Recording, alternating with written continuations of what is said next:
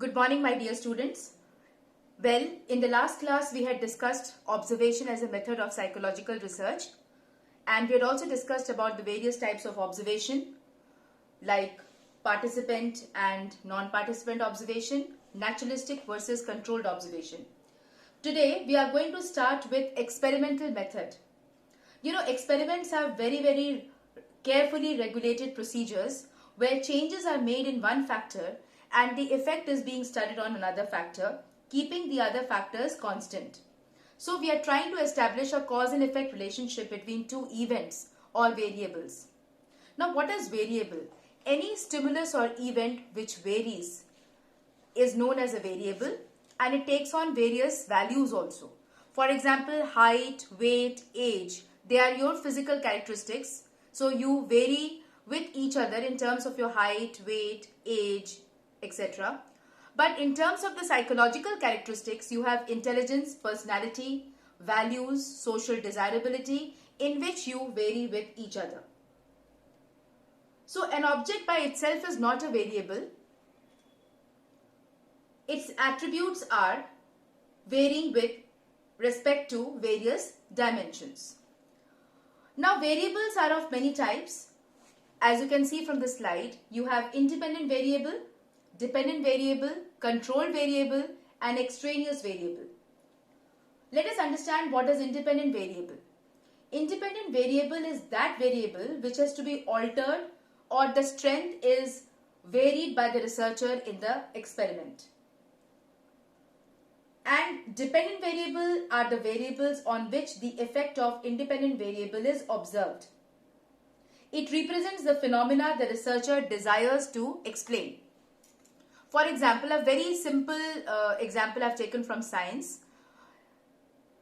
The variable that you want to change is by using various liquids to water a plant versus your control, that is water. You are using various liquids to observe the growth in the plant. Dependent variable, you collect the data on this variable based on the changes that you are making to the independent variable. That is, what is the height gained by the plant by using different liquids. Something which does not change or remains constant is the control variable, like the type of plant that you are using, the soil, and the plant water. So, the definition is also indicated in this particular slide. A researcher manipulates the independent variable with the goal of measuring the changes on the dependent variable and keeps other variables constant, which are called control variables. There are certain variables which are called extraneous variables that influence the dependent variable, but the researcher may not be interested in examining their effects. These extraneous variables need to be controlled in an experiment so that the researcher is able to pinpoint the cause and effect relationship between the independent and dependent variables. If you recall, in the previous lecture, I had quoted the Box 2.1 experimental study conducted by Bibb Latané and John Darley. Right? In this case, independent variable will be that how the effect of the presence of the other persons have an impact on the reporting of smoke. So, independent variable will be the presence or the absence of persons in the room. If you recall, my dear students, in one of the room, there was nobody present. The subject had to wait alone. In the other room, he was waiting with two people who were either instructed not to do anything as decided by the experimenter, or there were two other people who were not told anything at all. Who were not given any instructions at all. What is a dependent variable? That is, the frequency of reporting of the smoke was a dependent variable. So I am sure you must be now clear with what is independent and dependent variable. Now let us take up the concept of experimental and control group. An experimental group is a group where the members, they are exposed to the manipulation of independent variable. That means we will change the variable in terms of the presence of the persons in the room or whether they are not present in the room, that way. The control group is the comparison group that is treated in every way like the experimental group, except that the manipulated variable is not present. Like in the same experiment of Latané and Darley, There were 2 experimental groups and 1 control group. The participants in the study were sent to 3 types of rooms. One where no person was present, that is considered to be the control group.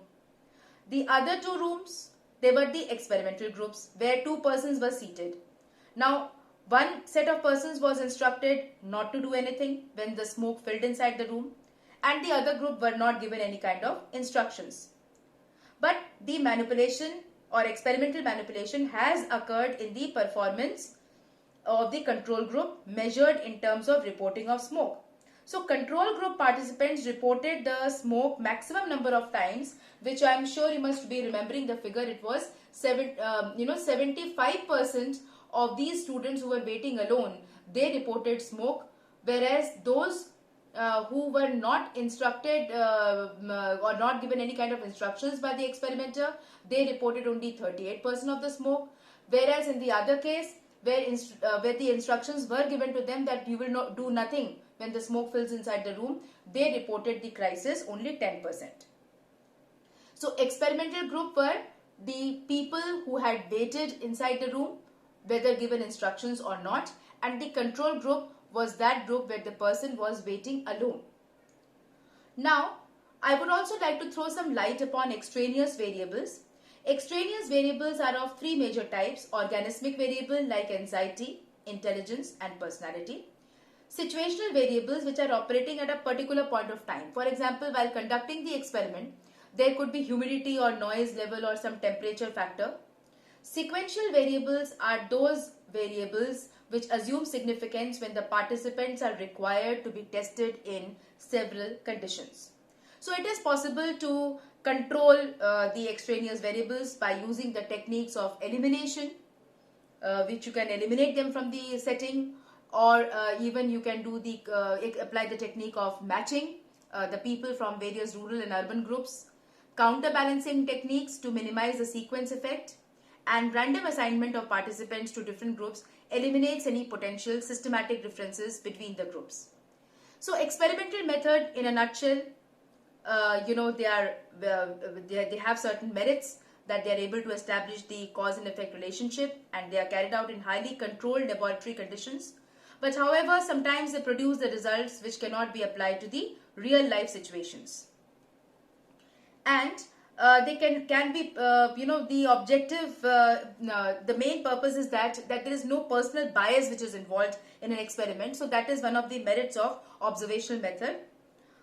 And you can manipulate the independent variable as per the situation. So this is also another merit of the experimental method. Now coming to this slide where you can see the comparison between experimental and control groups. So you can see that one set of students is not having any distraction, they are studying, and on the other hand the students are studying in the presence of a distraction, that is a loud band is playing at the back. So you can this way also compare the results between the 2 groups. Now coming to the concept of field experiments and quasi-experiments. Field experiments. Sometimes you need to conduct certain experiments in the laboratory, not in the laboratory setting, but in a natural setting. So that is referred to as a field experiment.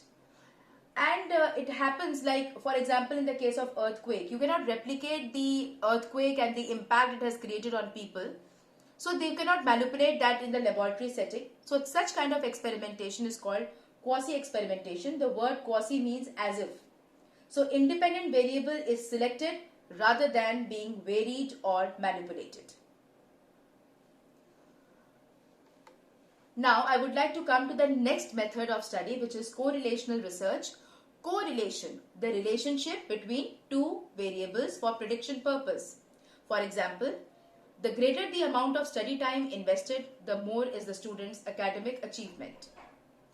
Now, in psychological research, we often wish to determine the relationship between 2 variables, and the strength and the direction of the relationship is represented by a number which is called correlation coefficient.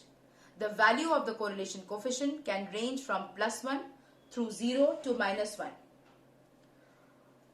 Now you can see the examples of correlation, like people who get less sleep tend to have more body mass, students who spend more time in studying tend to earn higher grades, in major US cities, when ice cream consumption increases, the crime rates increase. So these kind of examples can exist as a correlational study. Types of correlation are positive, negative, and no correlation or zero correlation. Positive correlation means when the value of one variable increases, the value of other variable also increases. Like for example, higher the time spent by the students on studying, the higher is the score. What is negative correlation?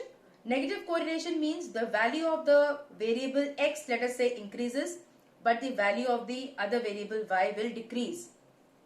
It may be possible that as the hours of study time increases, the number of hours in other activities may decrease. Like if you spend more time on academics, you tend to spend less times in pursuing your hobbies or the areas of interest. So that is a negative correlation. Zero correlation, it is difficult to find zero correlation where no correlation can exist between two variables.